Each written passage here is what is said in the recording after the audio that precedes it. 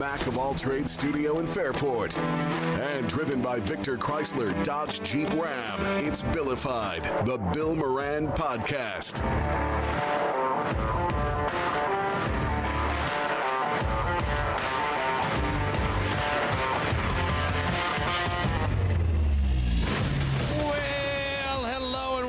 Thank you for getting your pot on. Thank you for telling a friend. That's how we spread the word. One set of ears at a time. One set of ears at a time, Danny. Yes, sir. And I'll tell you what. Yeah. You came in at the perfect time. Did I? The perfect time. You walked in. I was on the phone. I always do it on speaker because I don't like holding the phone to my head. Yeah, I'm usually me too. alone. I always do it on speaker. And I'm afraid of, like, Bluetooth tumors. I had early adaptation of phone, and my ears get so clogged in the morning, like I can feel stuff. Oh, yeah. Well, I'm ready for this. Yeah, go ahead. This is stupid. I hope this doesn't bother people, but I was having trouble. Like my ear always felt impacted, and I couldn't like get stuff out of it, and I wound up going in with the keys. No, oh. I went in with a Q-tip, the dumbest thing. Yeah, you don't do so those. Then I got a piece of cotton stuck in there, so I had to go to the doctor. He goes to pull it out. He winds up like scratching and I'm bleeding out my ear because he's going. Did he poke the eardrum?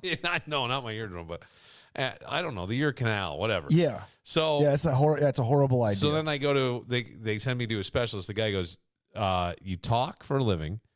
He's like, "You chew gum." He goes, "The muscle's so big that it's pinching off." So he goes, "You got to stop chewing gum. You super talk." jaw. Yeah, he's like, and we've heard of lockjaw. And he goes, this is super and jaw. you're using a sleep apnea thing at night that pushes your jaw forward. He's like, "Yeah, no wonder." He's like, "You gotta." So I don't really chew gum anymore because people like actually. It sounds stupid, but well, it sounds stupid, but like on Instagram. I'm not on TikTok and I'm not on Facebook, but on Instagram and Twitter, they have stupid advertisements for the weirdest stuff that you don't think you need. Yeah. Okay. So no, they got you know what they have? I know where you're going. Where with am this. I going? Where am I going? With the chew toy that builds up your jaw? No. Okay. That is not where I'm going, and I have seen that, and supposedly that works. I don't know. Yeah, but like what I'm saying is people pay for the problem that you have. They'll buy those stupid to build the jaw. Yeah, because the story was that Dick Clark never aged because he would do these jaw exercises every day, but didn't stop him from getting a stroke. I've seen a couple of hookers; they look really good. They're doing jaw exercises too. It's amazing, honey. You haven't aged at all. No wrinkles in your face. It's amazing. So no. What I thought you were going to say is they have where you can go in the ear canal. Oh yeah, the spring. No, but you can see it. So it's a little camera, and you can see the wax, and you can. So it goes. It's like an app, and you can watch on your phone as you go in your ear. Yeah. And you can pull out. I mean, people pull out big fucking chunks. Yeah. And I go, that's got to feel so good. Got to be grosser than shit. But I have tools anyway. My brother turned 40 today. He pulled a micro machine out of his ear that he lost when he was 4. Happy birthday, Joel. So Danny walked in at the perfect time. Was on the phone with a woman, and then she ends the conversation. And what does she say? What did she say? You walked in, and I went, this is fucking perfect, because I would never tell anybody that that's what was said. You can never say someone just said. She said. Because I would sound like, if I repeat. You have like perfect skin. Hang on. If I repeated what Danny says, if I ever repeated hey, I was on the phone and this woman said to me, I would sound like such a narcissistic fuckstick. Like you haven't aged and you have perfect skin. That's what she said to me. Which we know neither is true because you've gone to like a skin cancer doctor or ologist and you're 52. Hey, thanks for shitting all over me. Well, no. A lady makes me feel good. You set me I up wasn't setting you up. I was setting up to say, you got to hear this. She said to me, I had a meeting yesterday and I haven't seen this person in probably a decade. And she said to me, how is it that you haven't aged? And she goes, and your skin looks good. And she goes, I didn't even see any wrinkles or anything. I go, well, it was good lighting in there, blah, blah, blah. Snapchat filters. But I could never say that. You could never, first of all, no guy's ever going to turn around and go, hey, just want you to know that I was on the phone with a woman today, and she said to me, you haven't aged. Now, I have no idea if I age well or not. I don't really give a shit. Actually, I can tell you have, and here's why. I have 5 times, maybe 10 times more gray hair than you do, and I'm 10 years younger than you. And my wife says, don't color it. Yeah, don't. Don't color it. Well, why? It looks good. Well, yeah, so what? Yeah, but I'm 44. I'm not 54. Well, anyway, all right. That's neither here nor there. Yeah, so you do age I'm well. just saying that you can't go around and give yourself compliments. You can't. Hey, well, you know, like, unless you're Rick James. well, but right now, I'm the baddest mother effer of all time. Once in a while, I may try to get under some people's skin by going, hey, you know, got a couple of ladies hit me up online once in a while. I do that to be funny or a dick or just, but I never say anything. But you walked in and you got to hear it. I heard so you know it's real. It's real. Yes. Ladies and gentlemen, it's real. Or And ladies, then- it's real. And then Bill's got ladies hitting on him. no, she wasn't hitting on me. But then I said, we hang up the phone. I just spit because I started laughing. Because did I hit you? No, but it looked like it. Like Danny said, he goes, well, she didn't sound very attractive. Well, she didn't sound very She attractive. had one of those voices. Yeah, Like that. You look great, Bill. You haven't aged.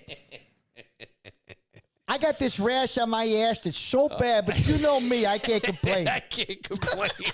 How's life going? It's great. I need a full hip replacement in July, and then another one next July. God, I got to tell you, I am like stressed. I was saying to Danny, I usually run a me too. fairly tight schedule of things in my day. Like seriously, I'm got to be at the gym at a certain time, out by a certain time, working on stuff for shows next week and doing this and Weed TV, and I got it all planned, and everything just sort of went to shit today. And it's always your own fault. You kind of do things.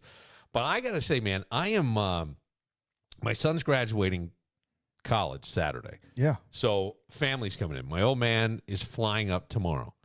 He's spending tomorrow night with me. Then he has a hotel Friday, Saturday, and Sunday. You couldn't get a hotel for tomorrow, or I think originally he was going to drive, and then it's like an 8-hour trip. And I think I think one of my siblings got in his ear and was like, "Dad, just fly."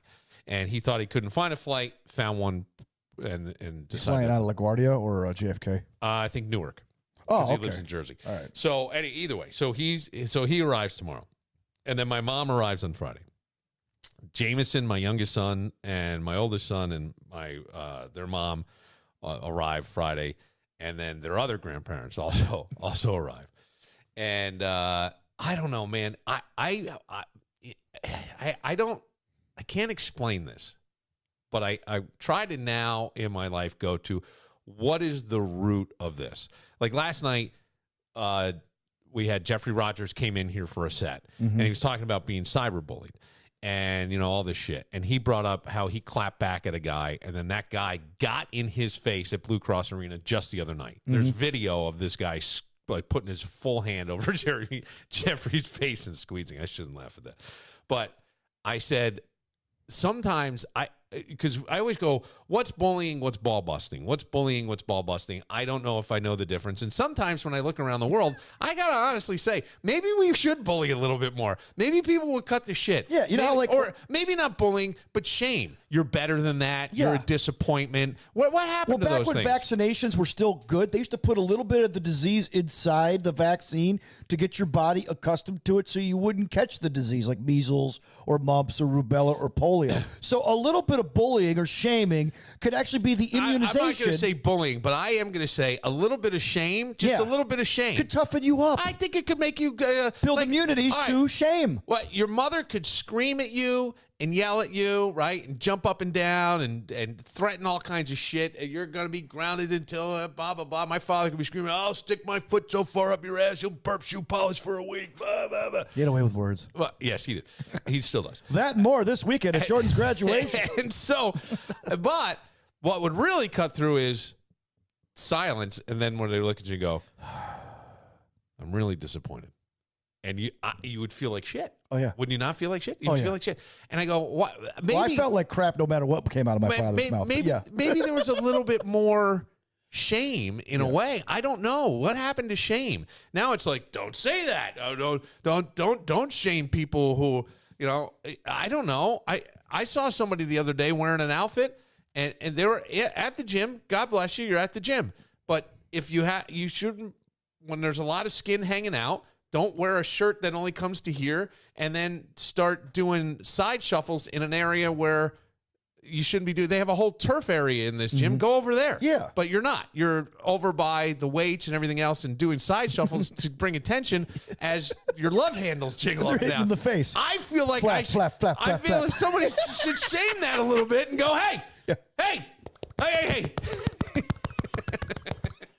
Hey, over there with you and your bat wings. Go. You keep that up, honey. You're going to take off like a fucking helicopter.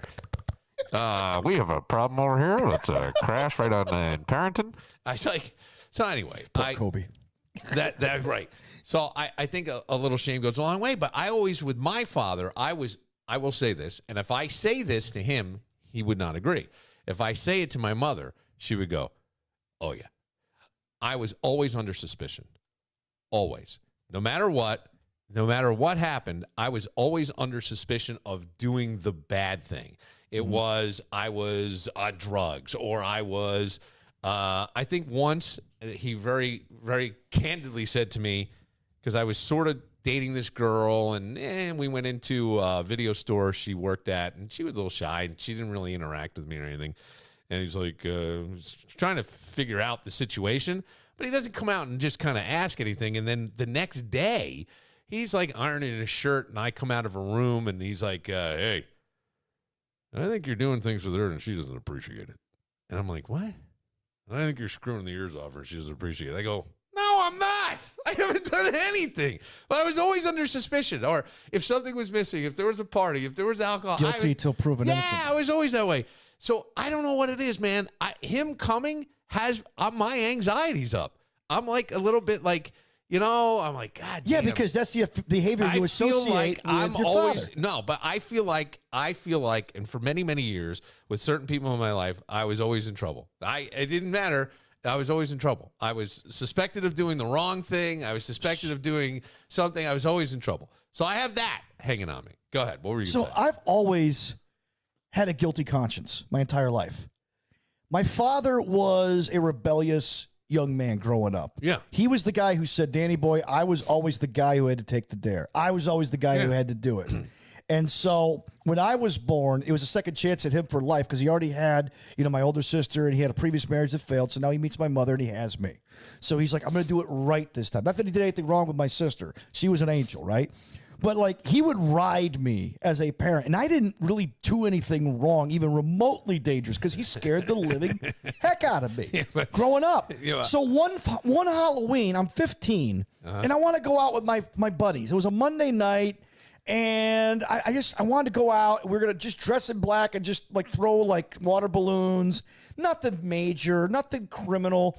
And he got all bent out of shape. And my grandmother, who lived with us, his mother, who was the only one who could get through to him when she yelled at him, said, are you sure you're yelling at the right kid here? As if the other kids in the house were like rebellious, which they kind of were for their ages. But she's like, why do you always ride him? Well, I have to make an example for the rest of them. She goes, you got the right kid here? He's going to grow up with a complex. He's the last one of all the children in the neighborhood. Grow up with a complex. That you need to worry about. But I did. Yeah. And to this day, it still affects me. Now, here's the bad part. I always do everything by the freaking rules. Well, Even my brother goes, dude, you're too by the book, man. Yeah, you got to live a little bit. No, I never did anything by the book. I just didn't. I did everything by the book. But I was always like if I screwed up at work when we were working together, I'm like, I really don't want to disappoint Bill. No, or Tommy. I didn't. Brad, look, I had a little bit of that too. I out. owned it when stuff went wrong. I always would own it. But I can even remember going up. My buddy, I would stay at his house and we would camp. The reason we would camp is because we had somebody buy us beer and we would just get drunk. So there's like a third night that I'm going to stay up there. So I call home to see if I can stay a third night. And I hear, how'd you do on your such and such regions? And I go, I think pretty good. And they said, really? So apparently the word got out. The teacher called and said she had to scrape things together to get you a passing points, grade? to get me a pass, to get me the grade she got me. That happened with me too. I was passing. I passed by, I got an 86. I think it passed by 25 points there, right? 26, yeah. 65 was the standard. Yeah, 65 was standard. But it was scrape points because I had a 90-something. And so now everybody's scrape points to keep your average above 90. Yeah. Okay. So, all right. So now everybody's like they're coming up. We're coming to get you. School's over. Yeah. It's like there's nothing else going on. Yeah. It's done. It's not like you can't yell at me. It's nothing. So now they pick me up, and of course, I think my father has my mother in a state. She's all nervous about whatever. They pick me up, and then something happens, and my father says something as we're driving. He's driving down this road like it's a 2-lane highway, and I say something. He says something to me, and I say something smart back, and he leans back while he's driving, and he's trying to hit me, and I'm just moving my legs left and right and left as he's missing. And then see, my family, you took the slap, or it would just get worse. No, so then the worst was he pulls over so my mom can run into like the little deli or something, and I'm like, shit, it's just he and I. And there was just this awkward silence. I remember him saying something, and then it kind of lightened up, but it was just all this stuff. So anyway, I have that. Then my mom's coming. Then I'm separated. I haven't seen any of the family since the separation. I have not seen my former my in-laws, I guess, because I'm still married. I'm only legally separated. So is the brother-in-law coming too? I don't believe so. Okay. So I have seen. I have not seen my mother-in-law, father-in-law at all. So now they're coming. Dogs? I haven't seen. I don't even know. So I don't know if I've heard things in the past, and my kids don't lie, and one in particular is just very black and white about things that have been said about me. And something happened in the past where conversations have been had. I have talked to one of them on the phone because of a situation, and they said something, and I go, but you know what? How about this? And I tell them about what one of the boys said to me, and they go, that was never said. And I go, so what are you saying? That kid's a liar? Is that what we're saying here? And so there's still this tension. Do you understand what I'm saying? Yes. So now I've got that tension. And my parents, who are not together themselves, they're going to be here. And I go, God, how did this fucking circus? How did my life become a fucking circus? And yet, it could be wonderful, right? Yeah, it's all, I always say, go in with the best thought and the best shit. But I've been like on edge. I'm on edge. I am on edge. There's a couple of sports writers / sportscasters. And the thing about sports guys is that they think their lives are more interesting than they really are, and they're not, okay? And there's a couple of them who have tried to... I'm sure people are saying that right now. Listen to this. There are people who have tried to pitch Hollywood on their lives being the treatment for shows. Yeah. And they always fail. Tony Kornheiser and Colin Cowherd both. They both bombed. Kornheiser actually got a show on CBS, and he was played by Jason Alexander. The show was canceled after like 4 episodes. All right, well, Cowherd couldn't even get a show on. I'm telling you, your life could actually get a show and go on for at least 4 seasons. I just go... Even going back to like the pre-Jameson days or like the pre-Jackson days. It makes me nervous. Like, so all this shit this one in particular, because I'm looking to just be cool. And then I get... Which is good. I don't know how to say it because... Legally, the term is it's my wife, but I'm separated. I've been separated for 5 years. Estranged wife. Can you say that? Yeah, I guess. So even that sounds dangerous. But I never would ever want. I will say that it was my choice to dissolve things. Mm-hmm. Not an easy thing to do. Not an easy thing to come to. I won't get into any more details than that, and I'll be called on the carpet for it, I'm sure. But. My point is, at this point, there's no reason for me ever to be an asshole. I just won't be. I will listen and try to be cool and calm and try to go, well, all right, this is the thing. And I think she does a great job with the guys and stuff. So my youngest one apparently has been having some issues, just like missing me. And I guess has gone through his phone and saw how many times we talked in the month of April. Yeah. Oh, okay. All right. And he goes, and the phrase is, I know he loves me, but does he care? Because I haven't really heard from him. It's like that disappointment thing all over. Yeah. Again. So I feel bad about that. So then he's going to be here through Monday, and I'm trying to figure out the podcast. Monday, do I change things up a little bit just to spend time with him? I mean, truthfully, that's the most important thing this microphone and podcast will not come visit me in the home, but hopefully he will. You know what I'm saying? Yeah.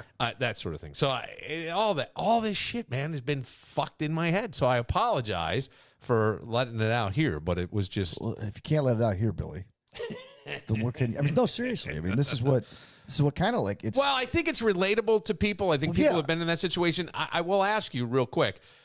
Your dad was, as you mentioned, had been married previously. Did you ever see his former wife? Oh, yeah. In fact, she was the one at 5 years old who told me that my father and her were once married. Oh, okay. So my older sister asked my father once. We would see her every weekend, and she'd come over. We'd all go nuts. We loved her. Oh, really? Yeah. Oh, yeah. I love my sister. She passed. Your sister. My older sister. She passed away a few years ago. And it's funny because her oldest son, or actually her second oldest son, her middle child, just got his master's degree from ASU yesterday. Oh, congratulations. So it's so weird how the parallels, right? So she would come over, and one weekend she goes, Dad, can I have Steph and Danny? This is before Joel, when Joel was real young. Can I have them come over from my house for a week with me and my mom? So we never questioned the fact that she had her own mom. Yeah. When you're little, no, because that's normal. Yeah, that's normal. And it was never presented as a problem. So that's just the way it is. Everybody lives We're like waiting for my father to come pick us up after the weekend. And she goes, Danny, did you know that I used to be married to your daddy? And I was like, what? How much trouble did that cause? You never went back there again? No, we never went back there again. No, you're right. My father, though, never didn't make. He just smiled and laughed it off like it was no big deal. But I'm asking him questions all the way home. Like, so how did you get married to her and then married to our mom? Well, Danny, we used to live in Utah. No. Oh. He goes, well, yeah, I was married before, and that my father had a different kind of life back then. And so, in a way, he's like trying to explain it. Be truthful, but at the same time, be truthful enough for a 5-year-old. For a kid. Yeah. Yeah, exactly. To absorb this. Yeah. And after that, it's like, I get home and play my He-Man. I'm good. I need somebody to explain to me, like I'm a 5-year-old, the beef between Drake and Kendrick Lamar. Yeah, this has been everywhere. I heard the cops were at Drake's house yesterday. To the point where it was on the CBS News morning show. They give you like the rundown of what's coming up, and they were going to get it. And I go, I can't stick around and watch this. I had shit I had to do. Yeah. But I'm like, I don't think I understand it. And the way I look at it is like, I really think for me, and I don't know if anybody will agree with this or not, but I really love the album To Pimp a Butterfly by Kendrick Lamar. It is one of my favorite albums of all time. Okay. I think it is a great album. And I'm not a rap guy. I just happened to find that album, and I used to listen to it all the time, and I loved it. I loved it. I think he's almost a poet, Kendrick Lamar. But I wonder, the thing that I get out of this is Drake looks like he's a whole lot of fun, and Kendrick looks like he plays by the rules. Drake looks like the mom that, would show up and take the kids for ice cream after the game, and everybody's dancing and having a good time. And then if you were late to the meeting, Kendrick Lamar would make you wait outside until the next segment started. That's just me. I don't know but I don't understand it. So if someone at any point, please, 585-206-8866, just tell me, like I'm a 5-year-old, what is this beef about? Because there was a shooting outside Drake's house in Toronto. Yeah, the cops were there. The Royal Mountain I think it's security guard. Yeah. So I don't know much about it. I know who Kendrick Lamar is. I know. I'm not asking you because I don't think you know it. I don't. That's what I mean. I don't. But I'll tell you this, though. I have a buddy who's a pilot, and he's a private pilot. He flies, people like, he doesn't do commercial. And he once had to fly Steve Vai.